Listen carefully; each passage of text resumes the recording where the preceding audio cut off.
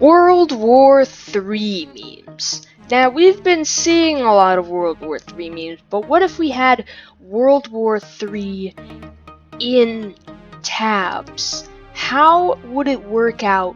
What would the alliances be? Who would turn on who? Well, I'm here to bring you the tab storyline of how it would happen, but first we need to overlay all of the units. I have all the factions laid out here into all their designated places. The infantry, we have the range, maybe some cavalry, we have the juggernaut unit from every single faction, and the officer unit from every single faction. Here we have the skeleton warrior. So the skeleton warrior is basically a regular infantry unit that you can, place down a bunch of. Now the ranged units, skeleton archer, it's your basic range unit, but it sets enemies on fire. The catapult, the pumpkin catapult, will shoot its pumpkin, but it will bounce and deal damage that way as well. The candlehead can blow enemies back, able to break formations, and also, hold back enemies. The swordcaster is a semi-low damage, projectiles, but they have a semi-high fire rate, meaning that you can use these guys at great efficiency and a decent amount of range. Then you have the officer and the juggernaut of this tribe, the Reaper. Now, here's how the war is going to go down. Every single tribe will have one juggernaut and one leader. Now, because the Reaper is really powerful and basically he can defeat a mammoth by himself, he is going to be only one. There will not be two of the Reaper on, team death or something. Next we have the tribal faction. These are your true fodder units. These guys can kind of block arrows. These guys, they beat people up with clubs. Both cheap units, both good units. These guys are range.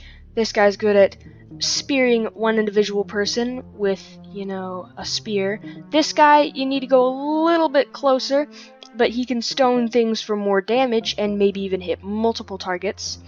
The bone mage is good at hitting multiple targets. Bones into the ground, spike, spike, spike, boom!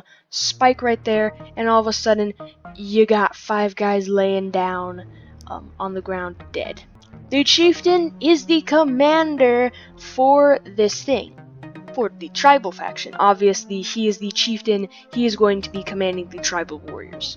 And the juggernaut is the mammoth. If we compare the mammoth to the rest of his faction, all of the other hitboxes of the tribal faction combined would probably not match the mammoth, and one of every unit from the tribal faction would probably not be able to stop him. Next, we have the farmer faction. A few melee units. You got the very cheap unit that nobody ever really uses. The farmers, which are pretty good alternatives to the knights. And then you have the premium melee unit, the hay balers, costing about twice as much as the farmer, but able to absorb ranged projectiles with their hay. So kind of like riot batons. Like riot people, you know how they have the shields that can block range damage? Well, that is sort of like this, except, well, they can only block range. Next we have the potion thrower, able to confuse enemies and throw their potions at a very high range. Doesn't deal a lot of damage, but can hit multiple targets, which is good. Then we have the commander and juggernaut of the farmer faction, the harvester. Now the harvester does high damage, has relatively high health like a knight's health, but does more damage, able to clear out swarms or beat up high health targets. We have the cavalry, the first cavalry in this World War III thing, the earliest review of it. Of course, there will be more in the future, but we have the derp carting along his two friends, the Pitchfork Man at the front. Apparently the pitchforks always come out like this. Man, they're so weird where this guy's off to the side and like the pitchfork's off to this side. But his job is to stab the enemies, and this guy throws apples with almost pinpoint aim, so a real Robin Hood on the bandwagon.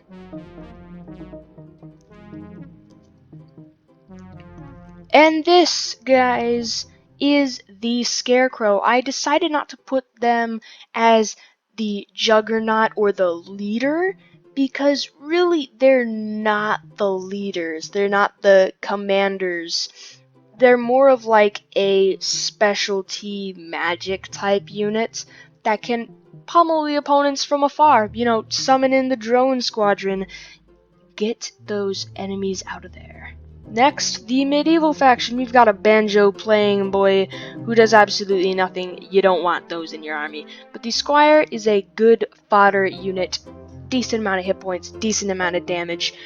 You definitely would take some of those in your army. Next, we have the range for the medieval faction. The archers and the catapults. Now, the catapult's good at clearing swarms. It costs a bit though, so you know, if you want to deal some collateral damage on them, you can. And for the archers, you have yourself, you know, your basic ranged unit. Now the healer, the support unit, the medic, the only medic in the entire game. So whoever side the medieval faction is on is going to have a little bit of a leg up. The knight with an extremely small head. What the heck? Usually your head is like twice as big, man.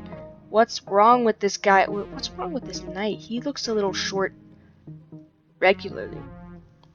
But anyways, the knight can bash their shield against the enemies, charge at them, use their sword to cut them down. They have a huge number of hit points and also can block ranged projectiles with their shield, so a great fighting force for only about the cost of 6 squires. Also the commander for this faction.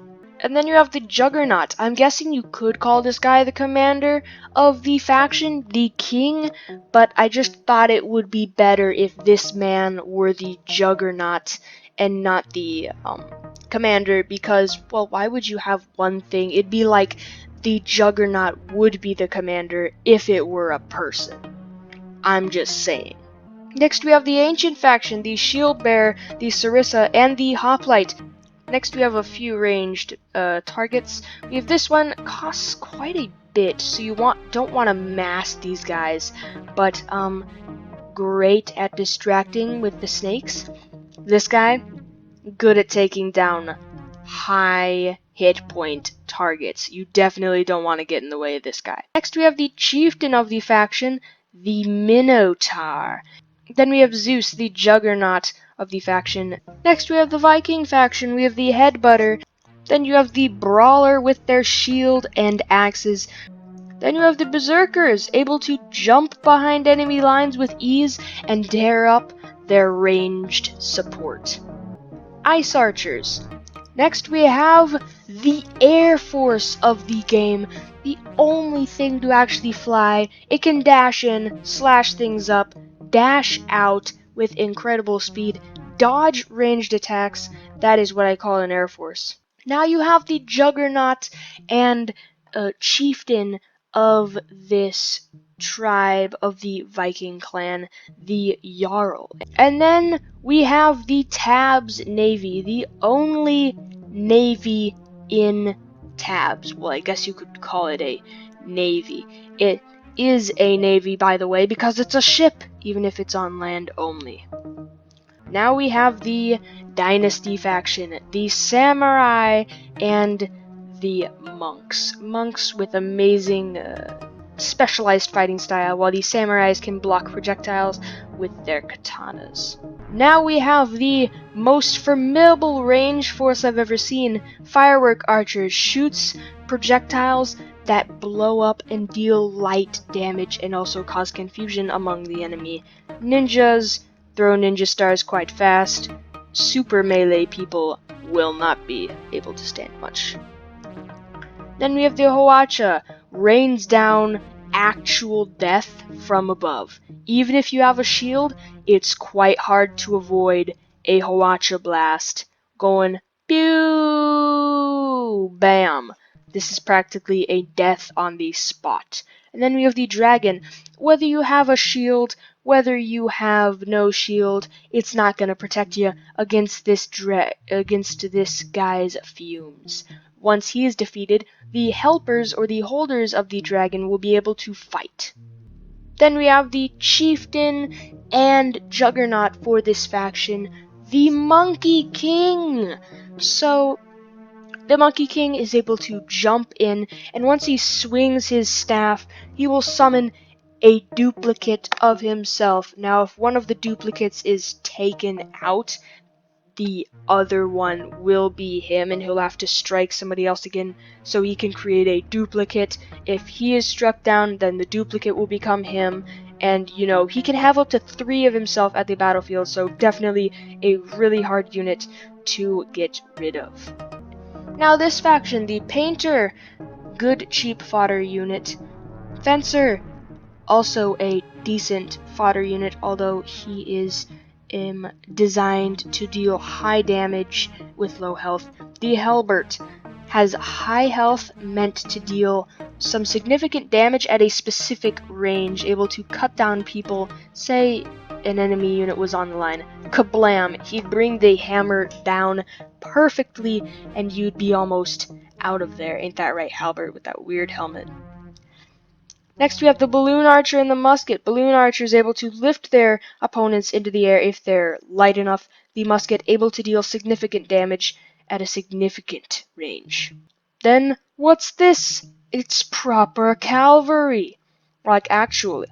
Not exact proper cavalry, but jousting poles are pretty close. The Jouster is also the chieftain of the faction. The juggernaut of the faction is obviously the Da Vinci tank, controlled by Da Vinci himself in there, if you can see him clearly. There he is, right there, powering it. Next, we've got your melee units for the pirate faction. There really are no melee units here, considering they all use guns. But this one, it fires one, it throws it up into the air, fires the other, throws it up into the air, and then proceeds to punch the very weak enemy to death. Next, we have the blunderbuss. It's a close range unit, so I'm gonna put it down as melee. Has pads similar to the hay bales that are able to block projectiles, and has quite a bit of hit points. Can use the shotgun at close range, and has quite a bit of reload speed. The ranged units. This one has a ranged type attack, so I put it under range. The bomb throwers throw literal bombs like the grenadiers. The harpooner harpoons things, pulls them in, and deals massive damage up close. The cannon, good for taking out heavy units, good for taking out lots of units. Is that something weird going on with your hand, man? Look at this. His hand is like, wow. Anyways, we've got the captain right here, looking all mighty fine, the chieftain for this tribe, the commander for this tribe, even though we got a real looking... One of your eyes is covered up, man. Kind of. Anyways, he's got the pistol and the cutlass, and, well, 2 parrots at the top. He's looking mighty fine, he's got a lot of hit points, he does a lot of damage, he's good. And then we have the juggernaut for this faction, the Pirate Queen, a formidable melee specialist. When she encounters a large swarm, she will throw bombs at her feet, jump into the air, do a twirl, and the bombs will explode, her taking no damage, and then landing back down and destroying the few enemies that remain. Her sight is fine, even though she only has 1 eye. Now let me tell you the story of Tabs. Basically, you have a power-hungry king. You have a Jarl who's basically in charge of, well, Vikings. They love pillaging. You have the captains, the cunning and the sly pirates. And then you have the Reaper himself, one of the most powerful beings of all of Tabs, bent on one day ruling the overworld. This, my friends, is your enemy team for Tabs World War III. And of course, here you have the almighty chicken watching over. You know what, someday that'll become a secret unit. But anyways, all of these guys are bent on ruling the world someday. Here's how the rules are going to actually work. Each enemy faction is going to go up against one other faction. In this case, the king is going up against the chieftain. They're enemies. For now, of course. The Vikings are invading, it looks like, the farmer faction. So the harvester v the Jarl. The pirate faction went after the ancient faction, and the spooky faction went after the dynasty faction. And the Renaissance faction, well, for now, they're kind of neutral. And one of their juggernauts, and in the case that they're the same unit is the chieftain and the juggernaut, there will be 2 of those units. So for the Jarls, 2 of them. For the harvesters, 2 of them. So, you know, 2 Monkey Kings. Now, I actually made a mistake. The chieftain is against the knight, technically. And the king is the juggernaut. But as you can see, we have our alleyways paved. We've got the factions v the factions, and so far, if we just looked at this, well, in regular time, you can see that the enemies might be winning for now, it seems.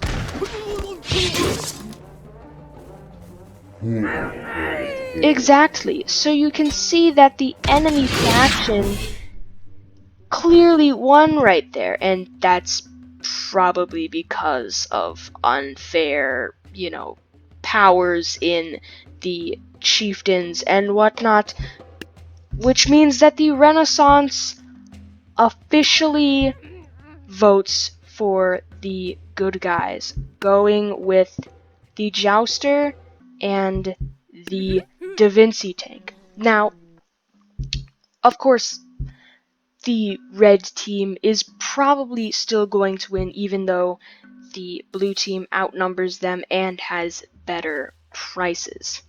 Now, each faction will get 10,000 gold each. So 10,000 for the Reaper, 10,000 for the Captain, 10,000 for the Jarls, 10,000 for the Knights, and 10,000 for the Chieftains, Harvesters, Minotaur, Monkey King, and Jouster for their side. However, they cannot use the Juggernaut unit or the Chieftain unit, whichever good unit they are. They cannot use those 2 specific units in their armies.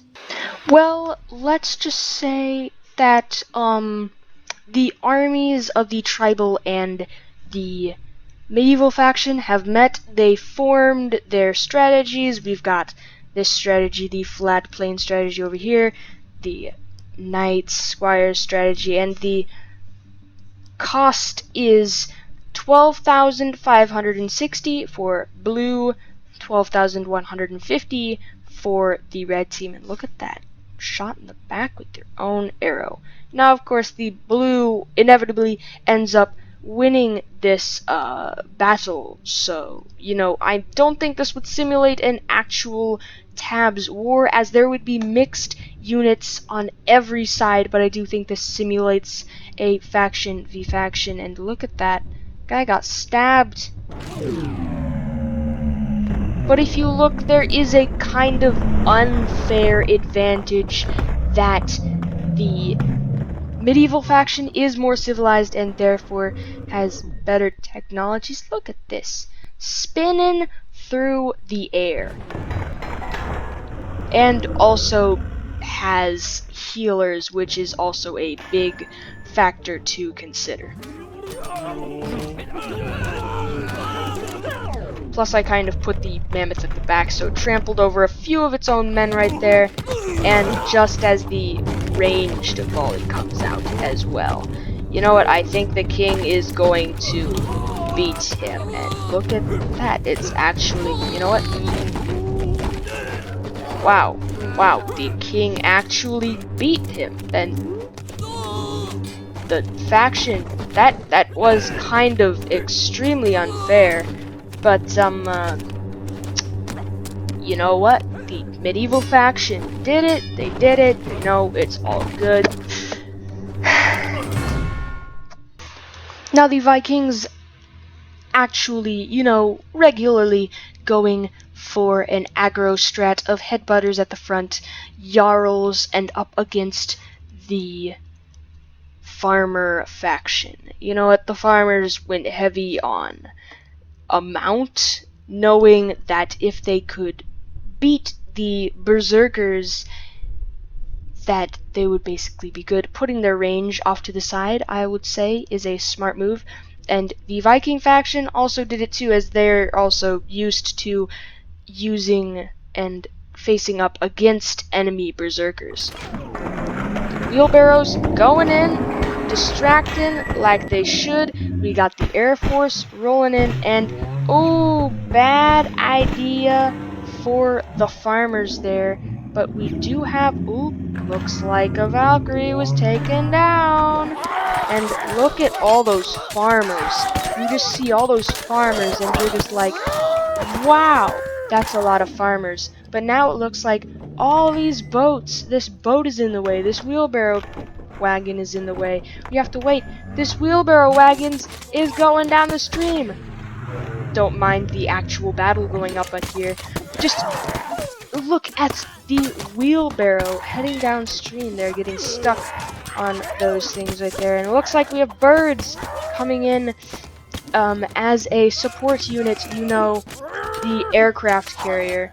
Ooh, looks like a bird actually took an arrow, and it looks like some of the only farmer units left are very confused ones. We've got a Jarl stuck over there, facing off against one, and it looks like the Jarl's down. Oh no, the Jarl is just very confused. Looks like potion throwers were a good play.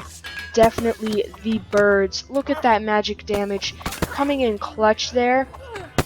And also distracting the enemy aircraft carrier. You did your job very well. Now, instantly, the pirate faction is also going for the ancient faction, and as you can see, they've got their harpooners, they've got their captain, their pirate queen, two very good juggernaut and captain units to be facing in this. And it looks like the Minotaur charge! Facing off against the captain in battle, getting an early hit on him, punching him in the face. He's going down on the ground, and oh, what? Oh, it looked like a body slam, but no. Oh, just beating up some bomb throwers is his daily routine. And it looks like the harpooners are also getting taken down. Now on this lane, it's just the Minotaur and some snake archers that go in between this. Look on this side, we have, whoop, would you look at that, the guys slowly getting harpooned down, and it looks like snake archers causing mass confusion. Harpoons are missing, definitely, but you know what, eventually snake archers, they have to be taken down, and it looks like Zeus is really the only person left on his team.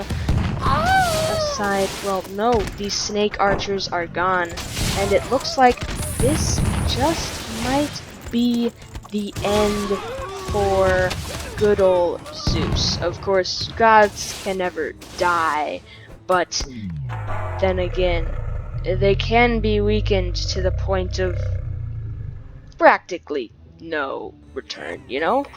And then there's... What the? Wow, somebody was alive under the massive dead bodies. And then there's this guy. The guy who literally just... Would you look at that? The captain was taken down. It was a red victory, but barely. A fetal victory, considering that the farmer faction survived with much more.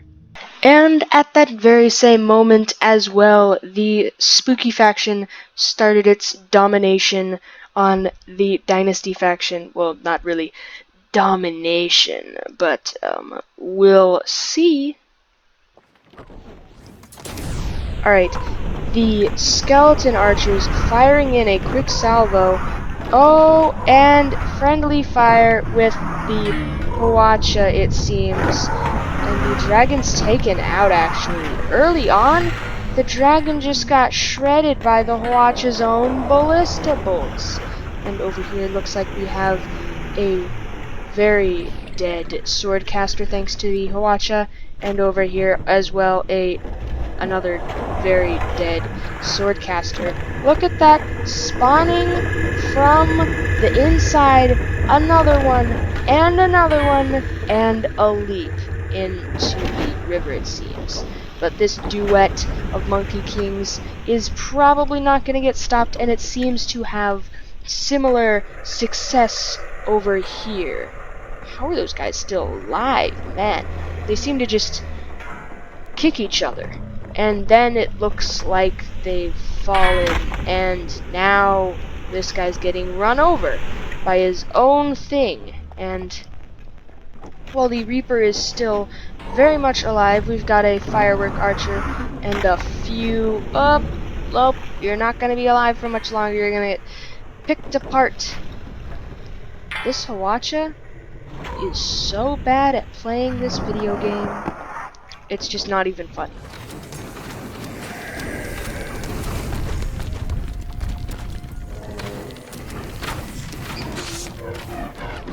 Oh, well, looks like the Reaper went down there. We've got ourselves a ninja. Ninja just got burned. We've got ourselves another ninja that literally cannot do anything because, well, he's got the spooky effect on him. He's going back for another round. Oh, he got spookified, but he got him. He got him. If this samurai can get a few more of the undead, well, let's just say it'll be sort of good. Well, that didn't do much, and the Skelly faction is still surviving at almost full capacity. Now, as you saw in many of our battles, the evil won. The bad guys won. And, well, the good guys survived with quite a lot. On the scoreboard, we have the farmers with 0 leaders left, but $4,000 surviving. The pirates with 1 leader and 500, well, you know, not much there. The medieval with both of their leaders, well, one of their leaders, the king, and 6,000.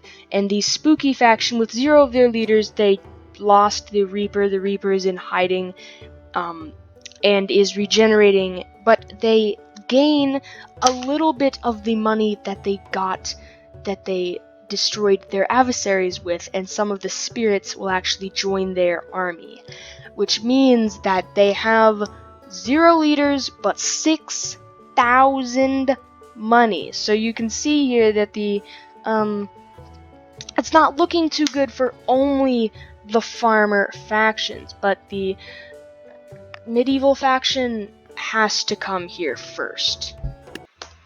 So as you can see, the king had $6,000 and 1 leader, and they only had 4,000, yet they've seemed to massed up around twice as much money. Well, this is the Renaissance faction finally picking a side, lending them 4,000 beautiful bucks because, well, their specials are practically OP, and as you can see, they're barely moving, but they're moving all the same. You got the healers healing up the king, Now the catapults, oh my gosh, friendly fire. You know what, I thought the catapult would shoot right there, but brilliant work on the farmers. They actually, you know what, oh my, what the heck? The king's sword has been glitched.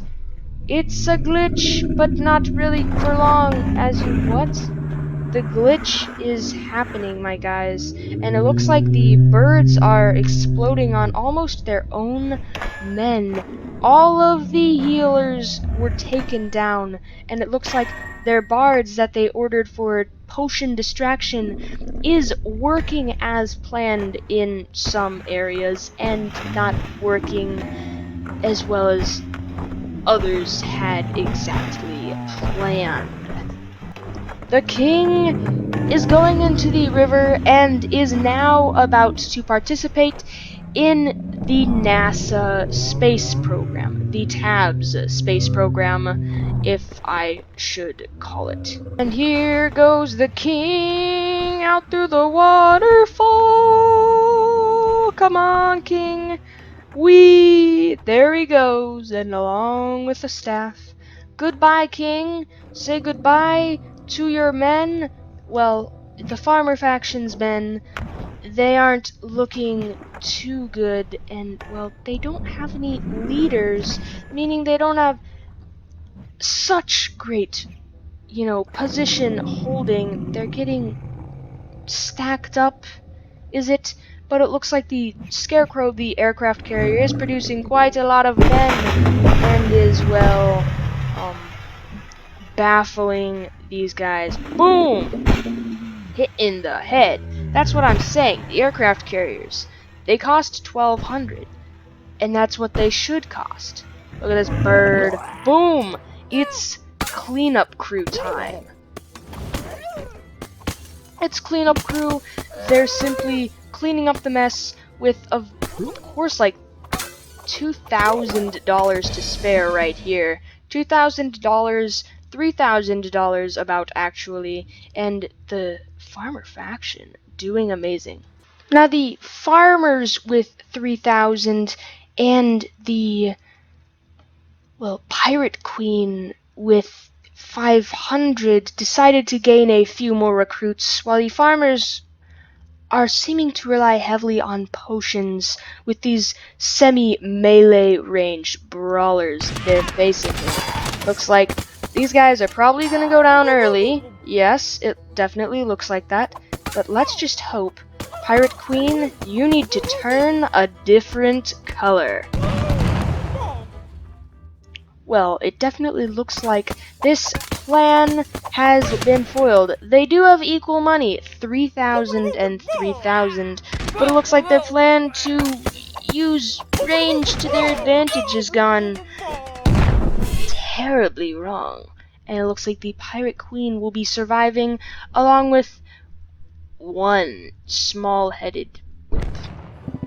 And here you have it, the two special units, which make up 5,000 if you can believe it, plus the 6,000 that they had in reserves, against the combined forces of the Pirate Queen and her blunderbuss, the spooky faction with their $6,000 here, going up against the Renaissance faction's might. A total of $11,000 to $8,700.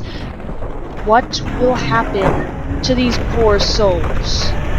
As you can see, you have the muskets in the back, letting off their first volley, tearing apart several, and the painters, the halberds, definitely trying their hardest. There are a lot of units in this battle, making it slightly laggy. You've got the parrots, you've got the painters literally running into walls away from the spooky factions contestants, and you've got the cannonballs from the Defenshi tank ripping apart their own men, and, well, just all around not doing so well. But as you can possibly see here, you have the musketeers getting picked off by the Da Vinci not Da Vinci cannons, but by the skeleton archers. It seems as if the musketeers have failed. Now, as you gaze over the rooftops of these buildings, you may be thinking, but Tiberius, the war is definitely over, and, well, the Reds won World War III, but did you count into the fact the secret units that clearly belonged with a certain faction? The Chukonus dynasty, the cavalry. I'm guessing this does belong with the Reds. Well, if you thought about it, then you probably realized that without a leader, factions cannot do anything but simply do simple things, which is why the pirates actually won against the potion sellers. Their plan was way too basic.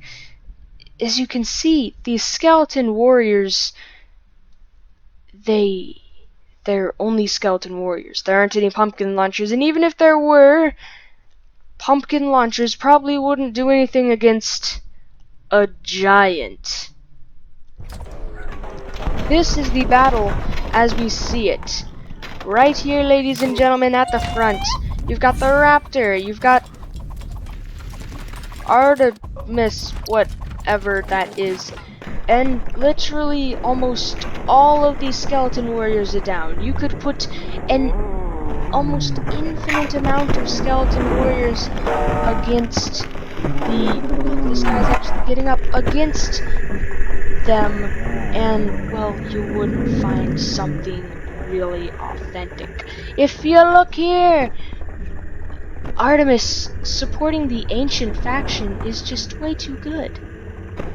And even though the tree giant is trying his hardest, it's not enough to push him back even an inch. But when the ice giant smacks, it's really a battle of the biggest. So there you have it. What would happen if World War III were to happen within tabs? This would clearly happen. World War III. The undead people would come out.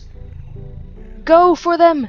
Get them! Now I guess I could exclude the factions and, well, still proceed to have all-out war, you know, with trenches, or I could get a mod for World War II, you know, make it World War III, but you know what? I decided to stick with the regular faction v faction, and, well,